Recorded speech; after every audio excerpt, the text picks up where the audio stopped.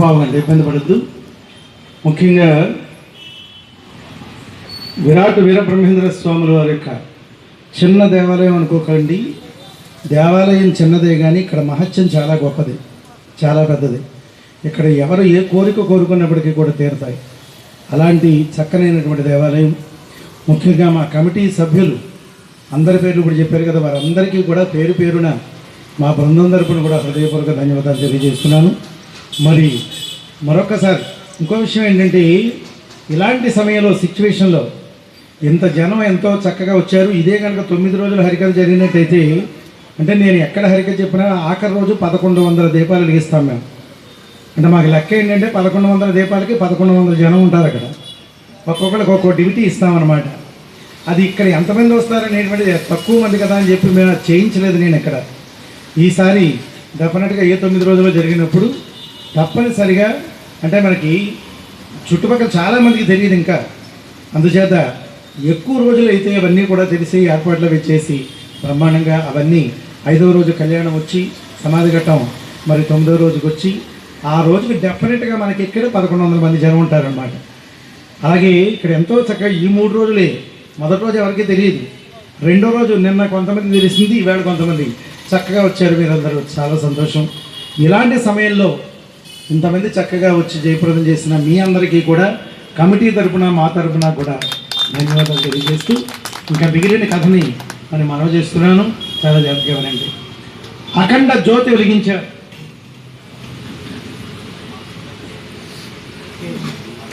కీర్తిశేషులు కె కుమారస్వామి గారి యొక్క జ్ఞాపకార్థంగా వారి యొక్క సోదరులు ఒక 100 రూపాయలు కానుక తెచ్చారు. మరి చనిపోయిన వారికి భగవంతుడు ఆత్మశాంతిని, వారి కుటుంబ సభ్యులకు అష్టైశ్వర్యాలు భగవంతుడు ఇచ్చి రక్షించాలని మనసారా ప్రార్థన చేస్తున్నాను. వీరబ్రహ్మేంద్ర స్వాముల వారికి, వీరబ్రహ్మేంద్ర స్వాముల వారికి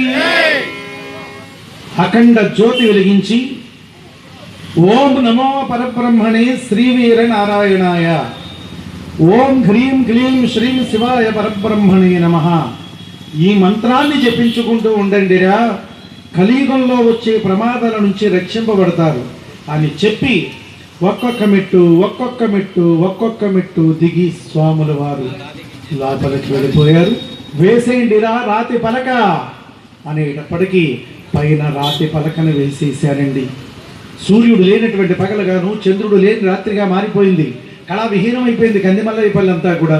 జనాలందరూ ఇంకెందుకయ్యా, పదండి వెళ్ళిపోతాం, వెళ్ళిపోండి స్వాములు వాళ్ళు వెళ్ళిపోయారు అని వెళ్ళిపోతున్నారు. అందరూ బాగుందండి.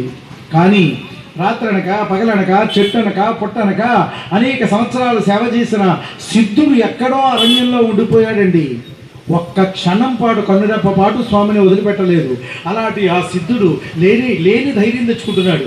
లేదు, నా గురువుగారు ముహూర్తం మార్చుకుని ఉంటారు, ఆయన ఉంటారు అని జయవీర బ్రహ్మజీ గోవింద మాంబజీ, జయవీర బ్రహ్మజీ గోవింద మాంబజీ అంటూ పరుగును వస్తూ ఉంటే సాయంత్రం 6 గంటల సమయం అయిపోయిందండి. ఒక బ్రాహ్మణోత్తముడు ఎదురొస్తున్నాడు పొలిమేరలో. అప్పటికొచ్చాడు పొలిమేరకి. ఒక బ్రాహ్మణోత్తముడు ఎదురొస్తున్నాడు. ఊరి మీద ఎట నుండి ఎటకు వచ్చుచుంటిదని అడుగా, అయ్యా ఓ బ్రాహ్మణోత్తమ, మీది ఏ ఊరండి, ఎక్కడి నుంచి వస్తున్నారయ్యా? ఊరు మీద ఎట నుండి ఎటకు వచ్చుచుంటిదని అడుగా, మాదారేగుల గుంట కంది మల్లయ్య పురమీది వచ్చుచుంటి నాయనా. అయ్యా ఎక్కడి నుంచి వస్తున్నారండి అయ్యా అంటే, నాది రేగులగుంటనైన ఇక్కడ దగ్గరలో ఉంది, వీరబ్రహ్మేంద్ర స్వాముల వారు సమాధిలోకి వెళ్ళిపోతున్నారని తెలిసి వచ్చాను. ఈవేళ మధ్యాహ్నమే 2:30 గంటల సమయంలో స్వాముల వారు సమాధిలోకి వెళ్ళిపోయారు అని చెప్పారు. ఆ మాట ఎప్పుడైతే చెప్పారో కళ్ళు చీకట్లు కమ్మేశాయి. ఒక్కసారి గురుదేవా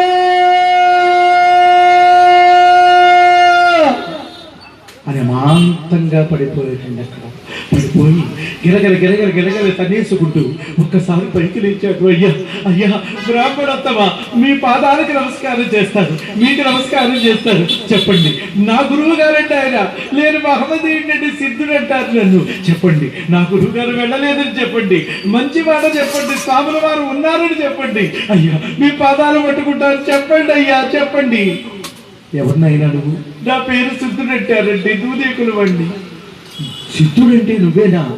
నీ గురువు గారు సమాధిలోకి వెళ్ళేటప్పుడు 2 సార్లు అడిగారు, సిద్ధుడు వచ్చాడా అని నువ్వేనా నాయన? నువ్వు నాకు శత్రువు కాదు కదరా నాన్న. నీకు అబద్ధం నేను చెప్పడానికి నిజంగానే చెబుతున్నాను రా. ఈ రోజు మధ్యాహ్నం సమాధిలోకి వెళ్ళిపోయారా నీ గురుదేవుడు. బ్రాహ్మణోత్తమ, మీరు వెళ్ళిపోండి, మీ దారిని మీరు వెళ్ళిపోండి. నేను నమ్ముకున్నటువంటి నా దైవం నాకు అన్యాయం చేసిన తర్వాత మీరు మాత్రం ఏం చేస్తారు అని సిద్ధుడు పిచ్చివాళ్ళ మారిపోతున్నాడు. ఏమయ్యా మీరయ్యా ఏమయ్యేనయ్యా నా మనవి ఏమి స్వామి, నేను ఏ అపచారం చేశానని ఇంత నాకు దారుణమైన శిక్ష విధించావు. నీకు జాతి పదవి విభేదాలున్నాయా స్వామి? కులమది దూరముగా తోసితివా బ్రహ్మం.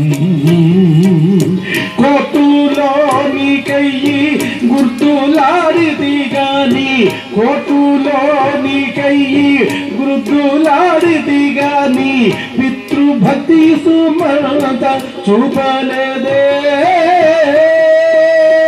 పితృభక్తి సుమత చూపలేదే.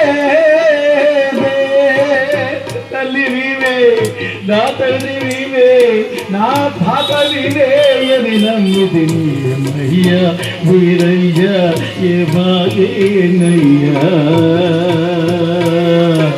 నామన్నది. నవమాసములు మోసి ననుగనన తల్లిని ఏనాడు మనసున దలచలేదు. నీవు దక్క అన్యదా దైవమున్నాడని ప్రపంచ రంగమున నటించలేదు. తల్లి వీవే, నా తండ్రి వీవే, నా ధాత వీవే అని నమ్మితిని. నువ్వు లేకుండా నేనెక్కడ బతుకుంటాను స్వామి? బ్రహ్మంగారు ఎక్కడుంటే సిద్ధుడు ఎక్కడ, సిద్ధుడు ఎక్కడుంటే బ్రహ్మంగారు ఎక్కడ అని ప్రపంచం అంతా అనుకుంటుండే. నువ్వు లేకుండా నేనేలా బతుకుంటాను స్వామి? ఉండలేదయ్యా. సింహం ఉన్నటువంటి గుహలో గడిపోయాడు. వ్యాఘ్ర రాజమా తినే నన్ను, నా శరీరం చాలా బాగుంటుంది అనేటప్పటికీ ఆ యొక్క పెద్ద పులి పారిపోతుంది తప్ప సిద్ధుడిని ఏం చేయడం లేదు. పుట్టలో లోపల ఉన్నటువంటి పామును పైకి తీసేస్తున్నాడు. నాగరాజా కాటివేయి, చంపేయి అంటుంటే పాము అలా పారిపోతుంది తప్ప సిద్ధుడిని ఏం చేయలేదు. చావకుండా బతకుండా చేస్తున్నావా స్వామి? సరే వస్తున్నాను అని తిన్నగా బయలుదేరి ఇంటికి వచ్చాడు. అమ్మా అమ్మా గోవిందమ్మా, ఏమిట్రా సిద్ధ ఎలా అయిపోయావు? నువ్వే కదమ్మా ఒక్కసారి స్వామి వారిని చూసి పెడతానంటే వద్దురా ఇప్పుడే పో అని పంపించేసావు కదా. అమ్మా భక్తి పుష్పాలు తెచ్చానమ్మా. ఏదమ్మా గురువుగారు ఎక్కడ? ఇంకెక్కడ గురువుగారు రా స్వామి, సమాధిలోకి వెళ్ళిపోయారు.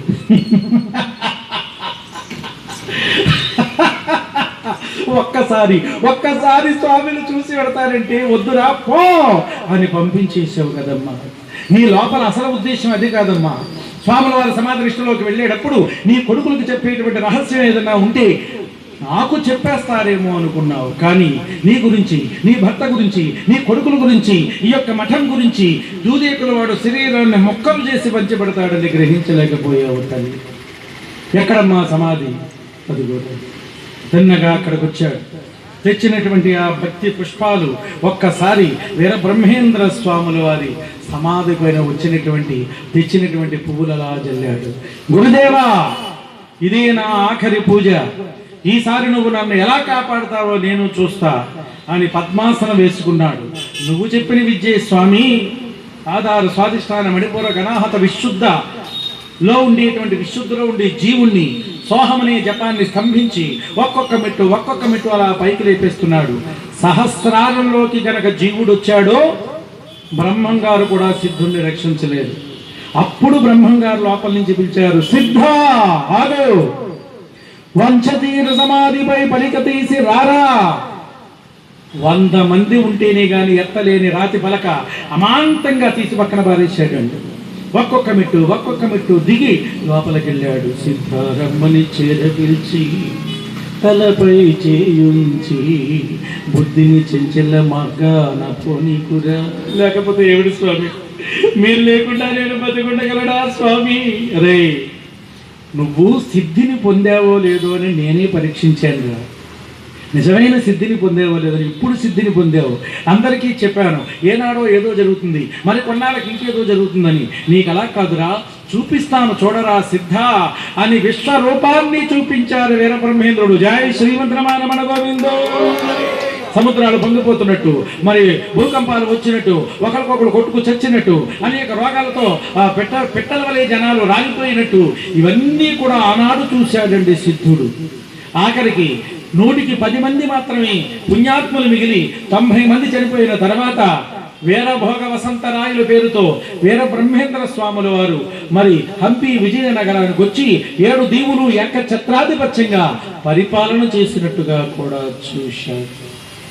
సంతోషమైందా సిద్ధ? అయింది స్వామి. వెళ్ళు, నిన్ను తప్ప పెళ్లి చేసుకోవాలని ఎదురు చూస్తూ ఒక అమ్మాయి కన్యామణి ఎదురు చూస్తుంది. వివాహం చేసుకోవాలని ఒక కొడుకు పుడతాడు, పేరక్క వాడి పేరు. నీలాగే మహాభక్తుడు అవుతాడు. నా గుర్తుగా పాదుకులు, యోగదండం, శిఖాముద్రిక ఇవన్నీ తీసుకుని వెళ్ళు. స్వామి, నాకు పెళ్లి తప్పదా? తప్పదు నాయన, కామిగాక మోక్ష కామిగా లేడు.